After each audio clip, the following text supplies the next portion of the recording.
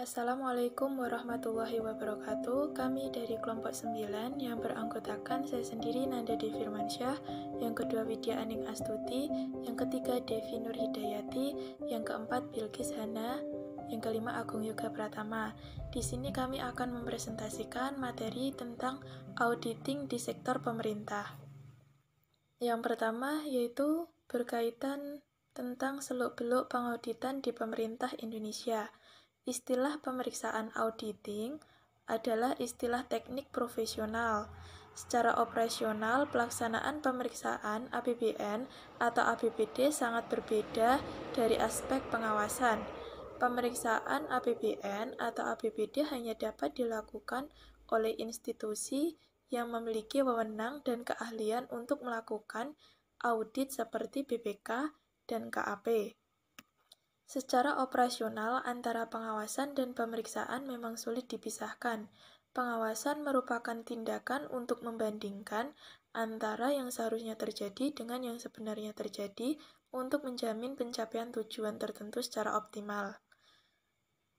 Penguatan fungsi pengawasan dapat dilakukan melalui optimalisasi peran DPR atau DPRD sebagai kekuatan penyeimbang antara eksekutif dengan masyarakat, baik secara langsung maupun tidak langsung. Selanjutnya, pengauditan di pemerintah Indonesia itu terdapat 3 pihak yang saling berkaitan dalam kegiatan audit, yaitu diantaranya 1. Entitas pemeriksa atau auditor. Entitas pemeriksa atau auditor ini merupakan pihak yang mengaudit akuntabilitas pihak kedua terhadap pihak ketiga dan memberikan atestasi kepada pihak ketiga. Yang kedua yaitu entitas yang diaudit atau audite. Audite ini merupakan entitas yang bertanggung jawab kepada pihak ketiga dan diperiksa akuntabilitasnya oleh pihak pertama. Yang ketiga yaitu entitas yang meminta pertanggungjawaban.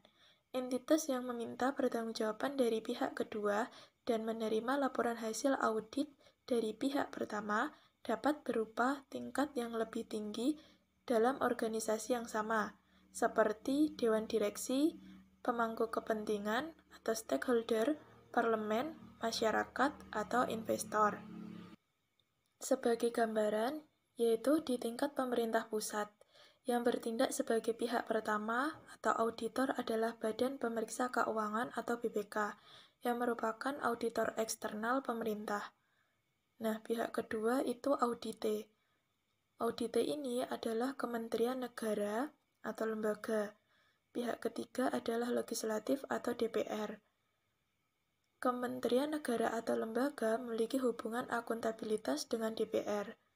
Nah, akuntabilitas ini diaudit oleh BPK. Kemudian BPK memberikan atestasi kepada legislatif dalam bentuk laporan hasil audit.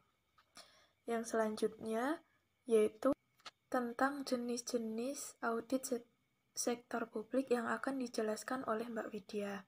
Di sini saya akan melanjutkan menjelaskan materi mengenai jenis-jenis audit sektor publik. Yang pertama yaitu audit keuangan. Audit keuangan adalah audit yang menjamin bahwa sistem akuntansi dan pengendalian keuangan berjalan secara efisien dan tepat, serta transaksi keuangan dicatat secara benar. Audit keuangan dibagi menjadi 2, yaitu yang pertama audit laporan keuangan dan yang kedua, audit yang berkaitan dengan keuangan. Audit laporan keuangan adalah pemeriksaan kritis dan sistematis yang dilakukan oleh auditor independen dan kompeten dalam mengumpulkan dan menilai bahan bukti audit atas laporan keuangan yang merupakan asersi manajemen, dengan tujuan memberikan pendapat atas tingkat kewajaran laporan keuangan tersebut setelah diukur sesuai dengan kriteria SAK. Yang selanjutnya yaitu audit kinerja. Audit kinerja adalah audit yang memfokuskan pemeriksaan pada tindakan-tindakan dan kejadian ekonomi yang menggambarkan kinerja entitas atau fungsi yang diaudit.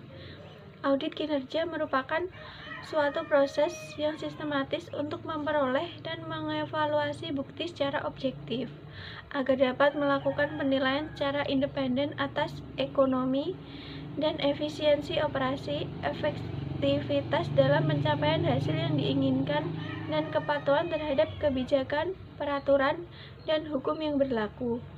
Menentukan kesesuaian antara kinerja yang telah dicapai dengan kriteria yang telah ditetapkan sebelumnya, serta mengkomunikasikan hasilnya kepada pihak-pihak pengguna laporan tersebut.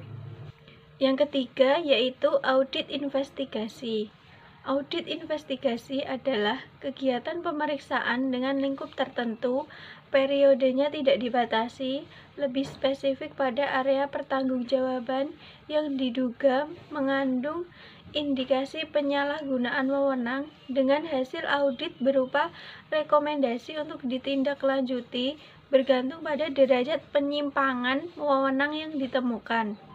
Audit investigasi dapat digunakan untuk memerangi praktek korupsi. Tujuan audit investigasi yaitu mengadakan semua temuan lebih lanjut atas temuan audit sebelumnya, serta melaksanakan audit untuk membuktikan kebenaran berdasarkan pengaduan atau informasi dari masyarakat. Adapun sumber investigasi ada 3, yaitu yang pertama, pengembangan dari temuan audit sebelumnya, yang kedua, adanya pengaduan dari masyarakat, yang ketiga, yaitu adanya permintaan dari DPR untuk melakukan audit. Yang selanjutnya akan disampaikan oleh Devi Nur. Di sini saya akan melanjutkan presentasi mengenai jenis-jenis audit di sektor publik. Yang terakhir yaitu yang keempat, audit dengan tujuan tertentu. Audit dengan tujuan tertentu merupakan audit khusus di luar audit keuangan dan juga audit kinerja yang bertujuan untuk memberikan simpulan atas hal yang diaudit. Audit dengan tujuan tertentu di sini bersifat examination atau pemeriksaan, kemudian review dan juga prosedur yang disepakati. Audit dengan tujuan tertentu itu mencakup audit di luar hal-hal yang ada di bidang keuangan, yang ada di audit investigasi dan juga yang ada di audit atas sistem pengendalian internal. Selanjutnya yaitu pendekatan-pendekatan dalam audit sektor publik. Secara garis besar di sini pendekatan itu dibagi menjadi 3. Yang pertama yaitu vouching atau audit transaksi, yaitu di sini adalah pembuktian seluruh transaksi yang terjadi setelah melihat dokumen-dokumen ataupun bukti-bukti transaksi yang ada. Yang kedua yaitu audit neraca, yaitu berisikan verifikasi dan pemeriksaan seluruh aset dan keuangan yang disajikan dalam neraca yang sesuai dengan perusahaan masing-masing tentunya, karena di beberapa perusahaan itu mesti memiliki aset yang berbeda-beda juga, ini tergantung juga di perusahaannya. Kemudian yang ketiga ada audit sistem, yaitu pengujian sistem akuntansi dan sistem pengendalian internal untuk melihat apakah terdapat suatu dasar yang dapat diandalkan, yaitu seperti aplikasi ataupun komputerisasi yang dapat menjadikan audit sistem ini dapat digunakan, seperti itu. Yang selanjutnya ada proses audit di sektor publik. Ada konsepting atau konsep-konsep auditing, diantaranya yaitu yang pertama pembuktian yang cukup. Bukti yang digunakan dalam proses audit tentunya bukti yang cukup, artinya yang valid, yaitu memenuhi syarat formil dan juga material. Yang kedua ada memeriksa dengan kehati-hatian. Pemeriksaan yang dilakukan selama proses audit itu harus menggunakan kecermatan secara profesional sesuai dengan kaidah dan juga keahliannya. Yang ketiga ada penyajian yang wajar. Konsep audit penyajian yang wajar berkaitan dengan ketepatan akuntansinya, pengungkapan yang cukup, dan juga kewajiban pemeriksaan. Yang keempat adalah bebas, yaitu mampu bertindak jujur dan juga objektif terhadap fakta dan juga penyajiannya. Yang terakhir, yang kelima, yaitu bertindak sesuai kode etik, yang mana kode etik ini sudah ada atau sudah diatur dalam etika profesi akuntan, seperti itu. Nah, itulah proses-proses dari audit sektor publik. Di sini saya Bilqis Hanan Mufidah akan melanjutkan presentasi, yaitu tentang proses audit keuangan dan proses audit kinerja. Nah, secara umum proses audit keuangan yaitu dapat dikelompokkan ke dalam 3 tahapan. Yang pertama adalah rencana audit, yang kedua adalah pelaksanaan audit, dan yang ketiga yaitu pelaporan. Sedangkan pada audit kinerja tidak berbeda untuk tahapan 1 hingga ketiga, tetapi ada tahapan keempat, yaitu tahap tindak lanjut atau follow up audit. Proses yang pertama yaitu perencanaan audit. Nah, perencanaan audit ini tuh merupakan tahap yang paling vital dalam audit, karena perencanaan audit yang matang akan sangat menentukan kesuksesan audit. Perencanaan audit yang baik merupakan faktor penting bagi bukti audit atau evidence yang cukup dan kompeten mendukung isi laporan audit. Nah, tahapan-tahapan dalam proses perencanaan audit di sektor publik, yang pertama yaitu pemahaman atas sistem akuntansi keuangan sektor publik. Pemahaman atas sistem akuntansi ini tuh sangat penting, karena saat ini audit sektor publik tidak lagi berfokus pada laporan realisasi anggaran saja, akan tetapi juga pada laporan keuangannya, seperti neraca, surplus, defisit, dan juga arus kas. Jadi auditor harus memiliki pemahaman yang memadai tentang sistem akuntansi keuangan daerah. Selanjutnya yaitu penentuan tujuan dan lingkup dari audit.